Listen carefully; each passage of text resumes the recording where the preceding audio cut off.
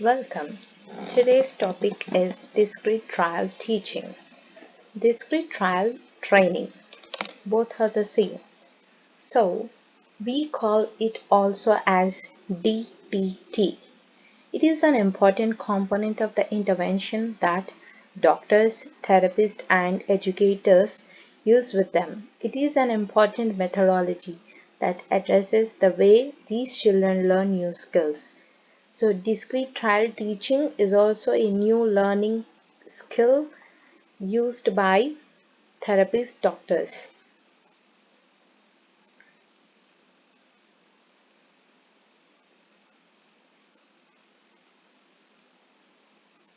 So it was given by Ivar Lovaas in 1970s. Is an intervention method utilizing applied behavior analysis, nothing but ABA. Many children on the more severe side of the autistic spectrum have deficits in learning basic abilities. Basic abilities are nothing but our day-to-day activities or activities of daily living.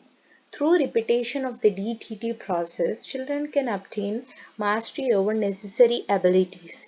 The skills taught are classified as cognitive, communication, play, social, and self-help. What is cognitive? Cognitive is nothing but our thinking process, yeah, applying our thinking over other things. Communication, how we communicate, how we receive something and how we communicate. Whatever the information I am telling now, we are receiving it and I am trying to see the information in front of me. That is also a kind of communication. So communication is a process of giving and taking information. Play is nothing but the type of activities we do for our enjoyment.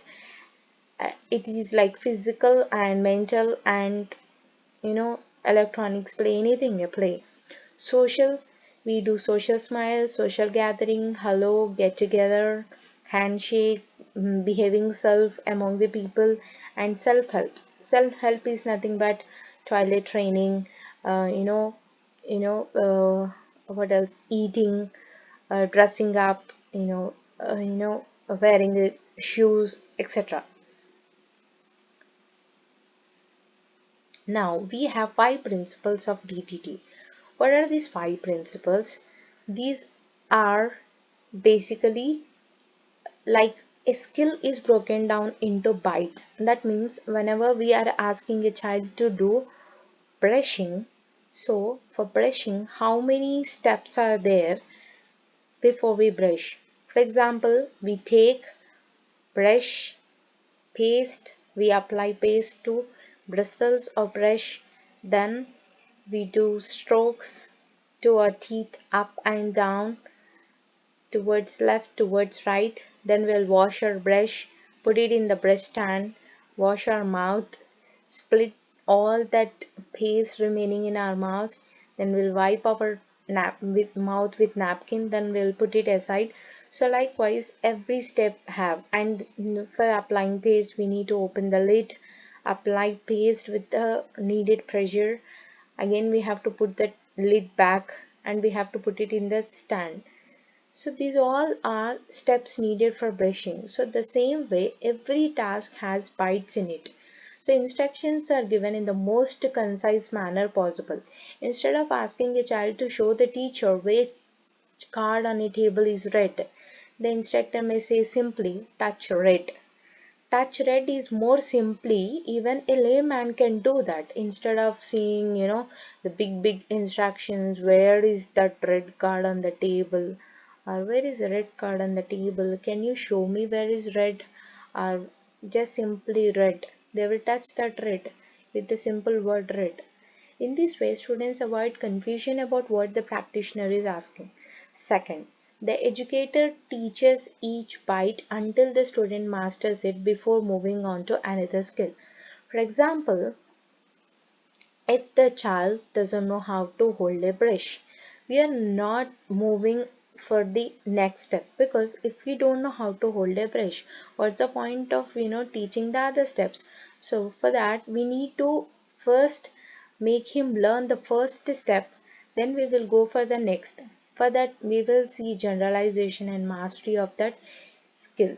Third, each session is intensive. That means whatever we are teaching, it should be intensive. That means it should be like that, uh, in a way that at any moment, even if we ask, the child should respond it. He may be able to do it in front of me, in front of you, or in front of anyone, in any place, or everywhere. So that's intensive, and we see that he masters that skill.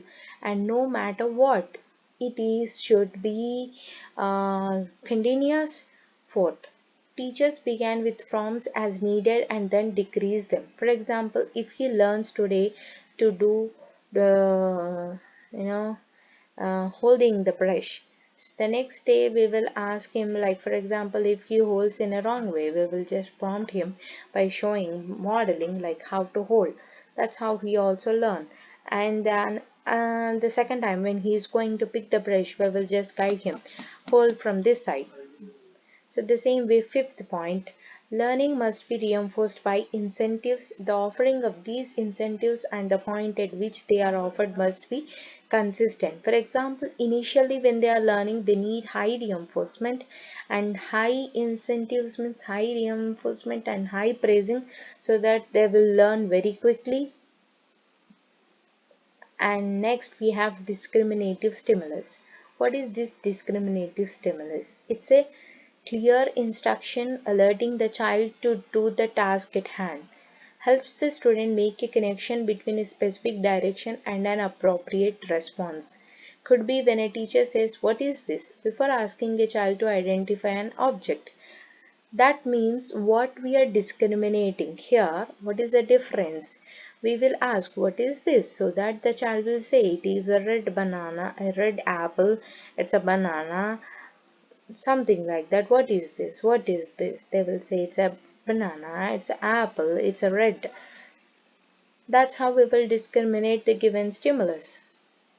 Prompt. A prompt is not always given, but for some children it may be necessary to help them from the proper response.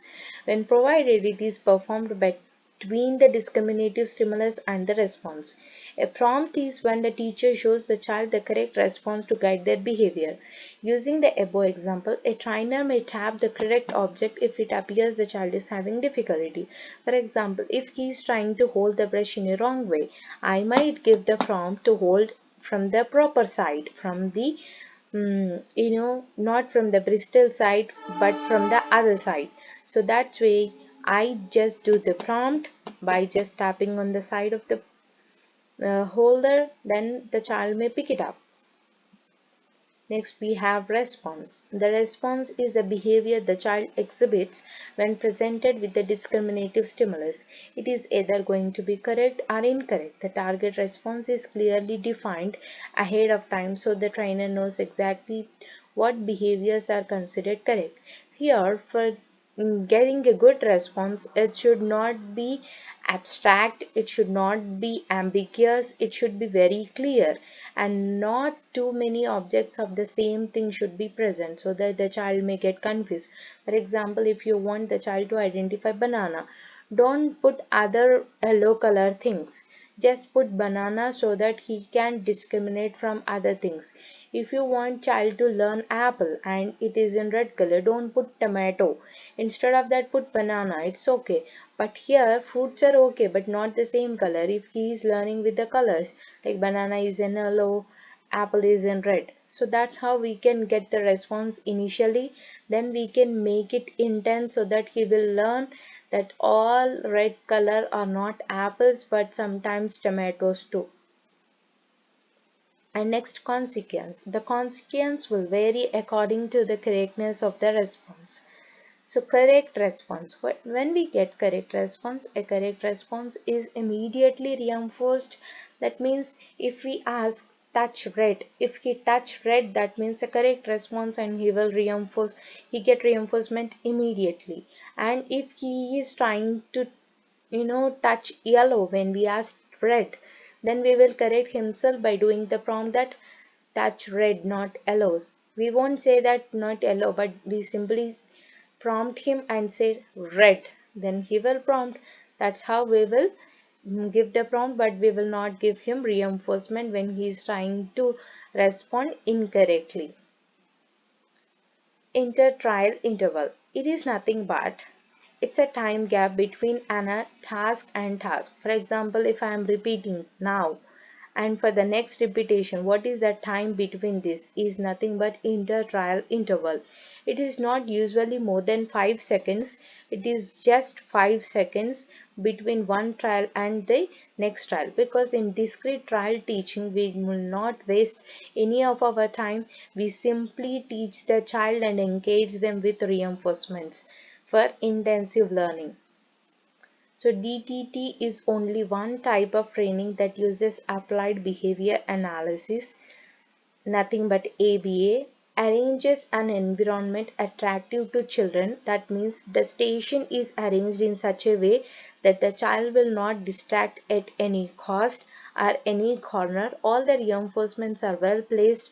All that activities are planned in such a way that one after the other, within the 5 seconds from one trial to another trial, everything is done and reinforced well. And in between, the time of the therapist and the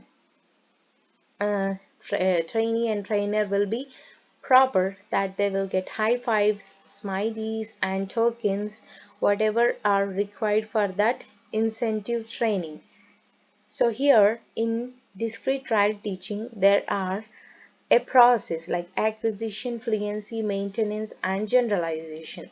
Acquisition, the child accomplishes the initial lesson. Fluency, the child demonstrates the ability to repeat the skill and mastery of it. The student maintains the ability to perform the skill over time. The child can apply the skill to a different environment or area. That means here the child learns apple is in red color. Then he will know wherever he sees apple, he may say its apple is in red color. And it is maintained by teaching the same thing at school, at home, with the friends, with the neighbors, or anyone, or with the help of different gadgets and different charts and different books. Wherever he see, we can say him it's an apple. Where is the apple? And he will say apple. What is this? He might say apple. And which color? Red apples. And generalization. When we are doing generalization, we will show him different kinds of apples and different structures of apple, mostly in red color, not green apple, yeah, other apple, only red apple. That's how he get generalization. That's all for today.